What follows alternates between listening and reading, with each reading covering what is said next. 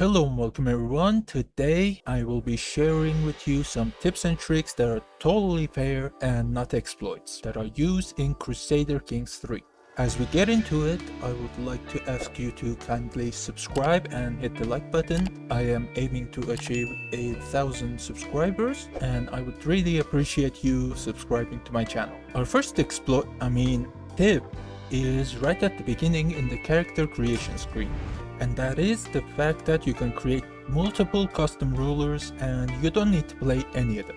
You can create a character that might or might not have some overpowered skills and then just create another character in the same realm. And what happens is when you create the second character in the same realm, the first character becomes a wanderer. Not an adventurer, but a wanderer. With this trick, you can create characters that have 100 in every stat, perfect trait combinations, and even the immortal trait. Once you're done filling the world with overpowered characters, you can just create your own character and just hit start. Once you start the game, you can open this find character menu, which is C by default, and then change the default filter from top realm to all, and then you can search and find your characters that you created and invite them to your court.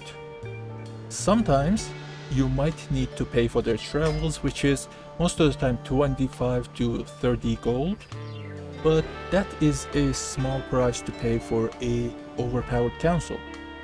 Something else you can do is create a spouse. Simply create a character that is the opposite gender to what you want to play, and then create your own character that you want to play as in the same realm.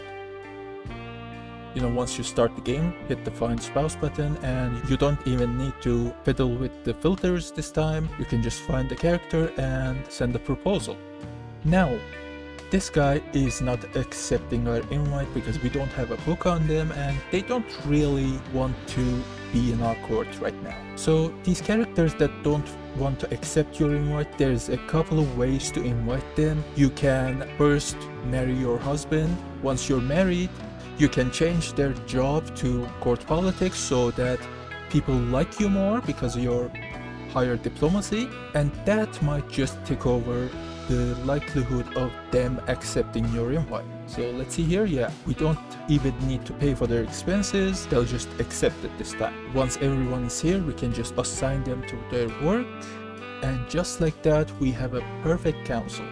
Now you can give each and every one of these guys immortal traits so that your kids and their kids will have them as counselors, or you can just have an initial boost in the first character's life and then just have normal people in your council. It's up to you, it's a sandbox game.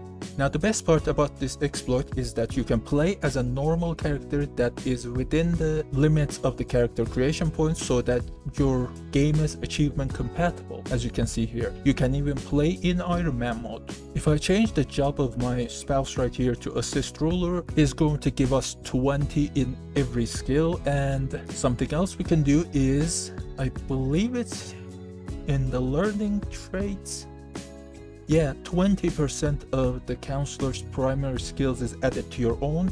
That is an extra 20 points from every 100 skilled counselor, which is just 40 points to any and all characters that you're playing right now, no matter what their base stats are. So our second exploit I'd like to share with you is the instant build exploit. Again, achievement compatible. So what you want to do to pull this exploit off is, first and foremost, like I said, own the holding yourself.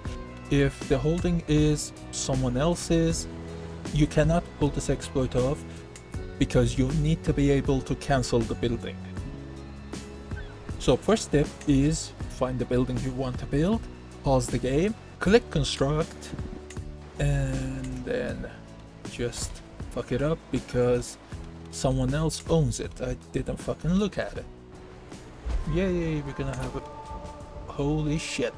So as you can see, one of the best events that can happen from your council is this collect taxes event, which is based off of your stewardship 5 gold, I guess, for every point of stewardship skill he has. So let's go to a holding we actually own this time. So what you want to do is click construct and then cancel the building, and then click construct again and repeat the loop.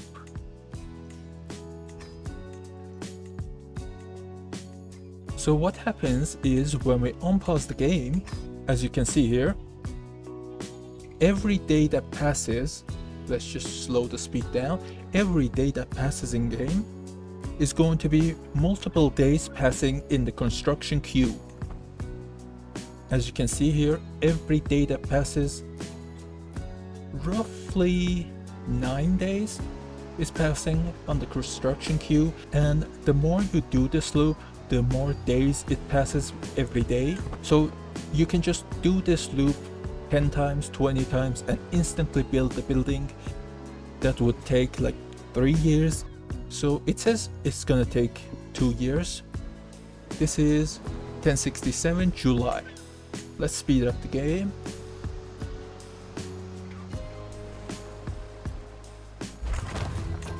And that wasn't really 2 years, was it?